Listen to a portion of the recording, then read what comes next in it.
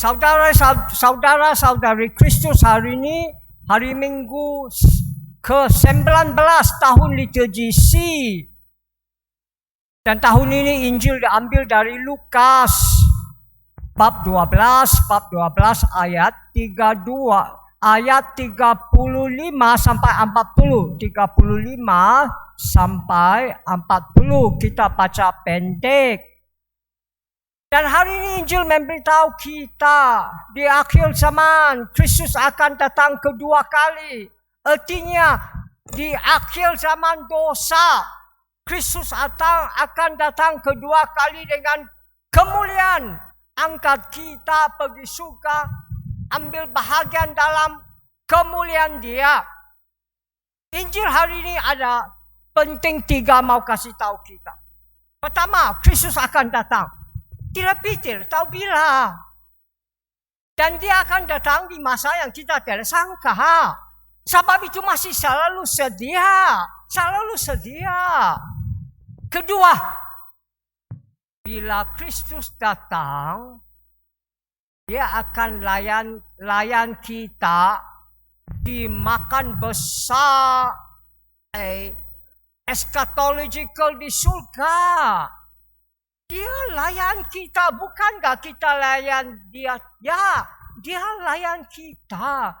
Inilah karunia Allah. Kadang-kadang kita tidak faham. Inilah karunia Allah, inilah cinta Allah, inilah layan Allah.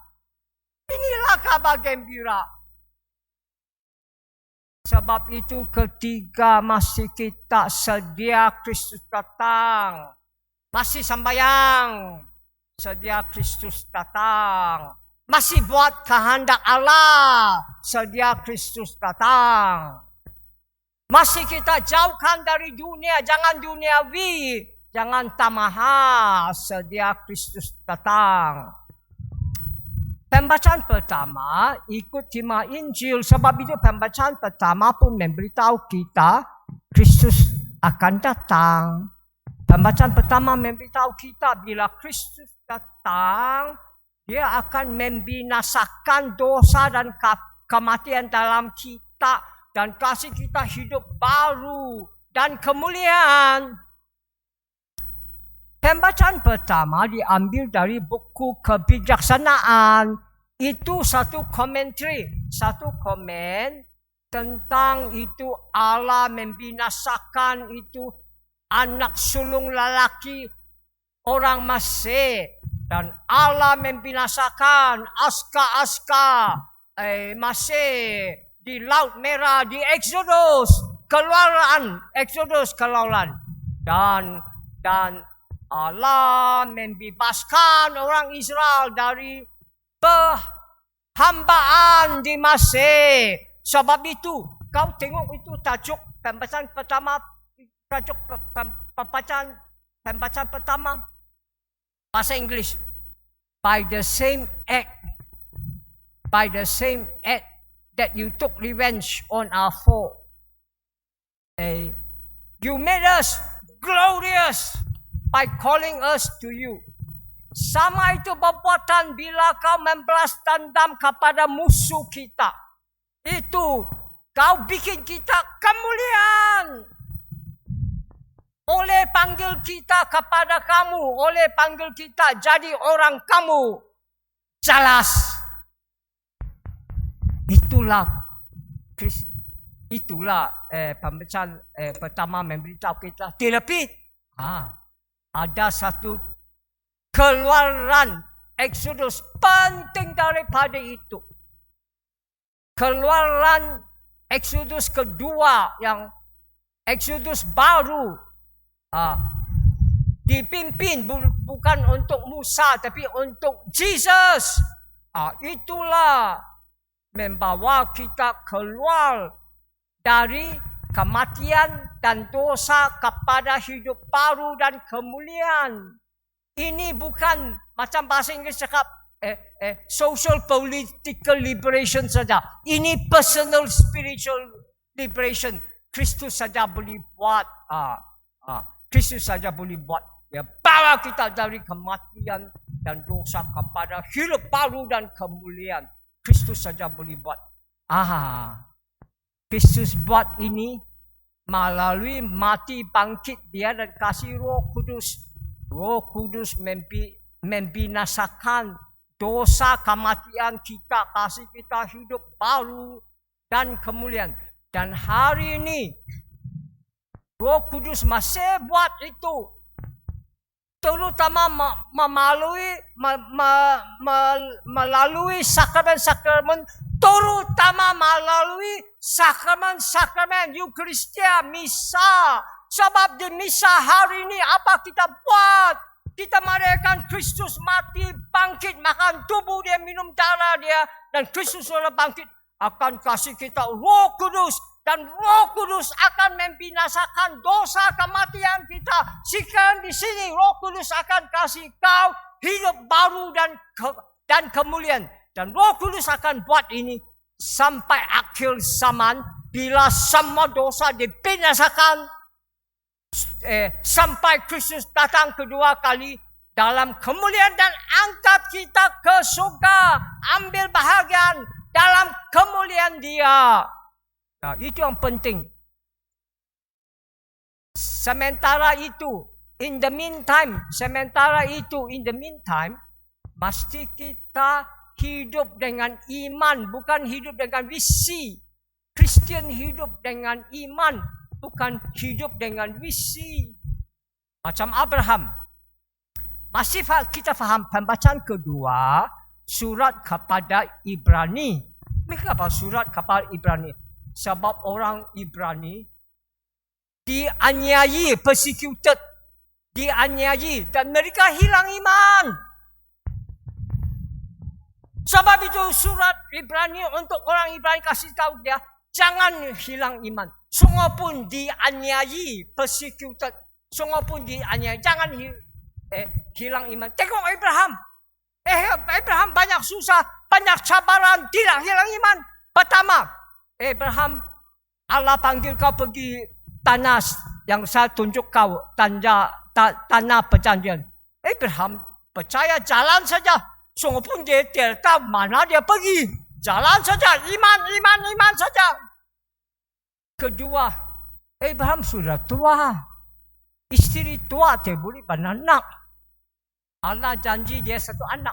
Abraham percaya saja. Kau tahu bila anak dia lahir, Isaac, kau tahu berapa umur Abraham? 100 tahun. Berumur 100 tahun. Baru beranak Isaac. Tetapi sebab iman dia. Dari Isaac, Allah kasih dia descendants, keturunan. Banyak macam bintang di surga. Banyak macam pasir di tepi laut. Seashore di tepi laut. Sebab iman dia. Abraham apapun dia ada, tua anak pun dia ada. Abraham ada satu saja iman. Kalau kau ada satu saja iman, cukup sudah. Sebab bila kau ada iman, kau ada Allah. Kalau ada Allah, cukup dan cukup sudah. Ketiga, bila Isaac lahir, kau tahu apa Allah buat? Allah cakap, kau korban Isaac untuk saya. Tidak logik. Ini anak kau janji, sekarang panggil kau korban bunuh untuk kau. Tapi Abraham buat juga. Iman. Buat. Tapi malaikat berhenti dia. Sebab Allah bukan mau bunuh anak dia. Allah mau cuba iman dia. Dan Abraham pas. Itu cuba iman. Itulah pembacaan kedua. Pembacaan kedua memberitahu kita macam Abraham. Sementara itu, in the meantime, mesti kita hidup dalam iman, bukan hidup dalam visi. Hidup dalam iman sampai akhir zaman dosa, sampai Kristus datang kedua kali dengan kemuliaan. Kristus akan angkat kita ke surga sama-sama dengan kemuliaan. Kristus akan layan kita makan besar eschatological di surga. Dia layan kita, bukan kita layan dia. Ayah, betul tidak faham. Itulah kurnia Allah. Mana boleh faham iman saja. Mana boleh faham kurnia Allah, cinta Allah, layan Allah. Mana kita boleh faham. Percaya saja. Tengok salib. Kurnia Allah, cinta Allah. Layan Allah, mana boleh faham. Tapi itulah kabar gembira. Sebab itu, pasti kita sedia Kristus datang kedua kali. Dengan sembahyang, terutama sembahyang misa. Kedua,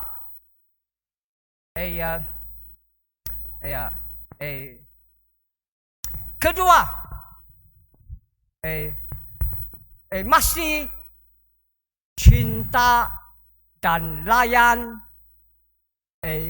penciptaan dia, alam sekitar dia, dan cinta layan satu sama lain, terutama orang miskin, orang perlu, orang migran, dan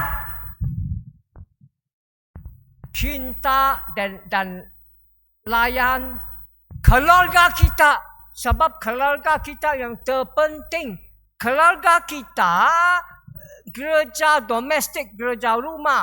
Keluarga kita, sel masyarakat. Sebab itu keluarga kita terpenting. Sebab keluarga kita yang unit terkecil gereja, unit terkecil masyarakat. Sebab itu keluarga kita terpenting. Sebab itu jagalah, cinta dan jagalah keluarga kita. Dan untuk sedia Kristus datang kedua kali, mesti kita jangan duniawi, jangan tamaha, jauhkan dari dunia, detachment from the world. Dengan ini kabar gembira. Saya wish kau happy and blessed Sunday. Tuhan memberkati kamu. Amin.